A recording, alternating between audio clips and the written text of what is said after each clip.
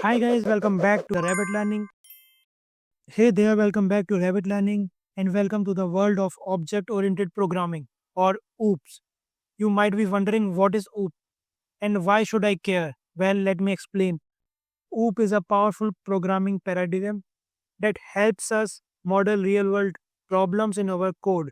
Whenever we write a program, our goal is usually to solve a real world issue. The closer of our code reflects real world entities, the easier it becomes to manage and scale it.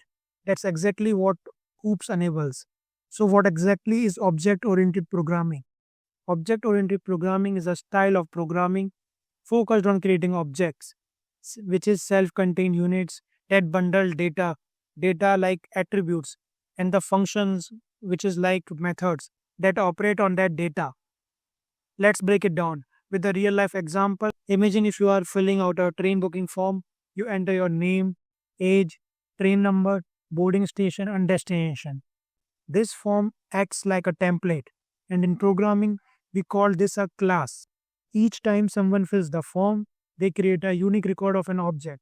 So the form template is like a class, and each filled out form is like an object.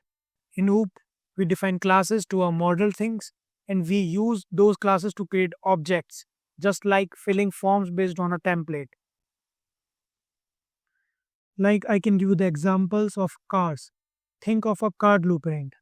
It includes the basic structure, wheels, engine, lights, or tires. That's your class. From the blueprint, we can create actual cars like BMW, Mercedes, or Audi. These individual cars are objects based on the same blueprint but with specific details. So, a class defines structure and behavior, and the objects are real instances based on that structure. So, you might think why you should learn OOP. Now, you might be asking why bother with all this? What's the benefit? Let's talk about the key advantages of OOP. First, OOPS makes large projects easier to manage. Code becomes modular and logically grouped. Second, reusability. Write a class once, reuse it multiple times. This avoids writing repetitive code and saves ton of development time. And third, easier debugging. Because objects represent real world entities, it's easier to trace bugs and fix them, especially when compared to the traditional procedural code. And fourth, real world modeling. Your code mimics real life systems, making it more intuitive and easier to understand. There are four pillars of OOPS. OOP is built on four fundamental principles. So, these are the foundation for writing powerful, scalable, and clean code. So, let's explore them. The first is abstraction. Abstraction is all about hiding complexity and showing only the essential features. Think of driving a car, you use the steering wheel and pedals, but you don't need to know how the engine or gearbox works internally. That's abstractions in action. In programming, modules and functions often encapsulate complexity. You can use them without needing to know their internal logic. And second is encapsulation. Encapsulation means bundling data and methods that work on that data into one single unit, a class.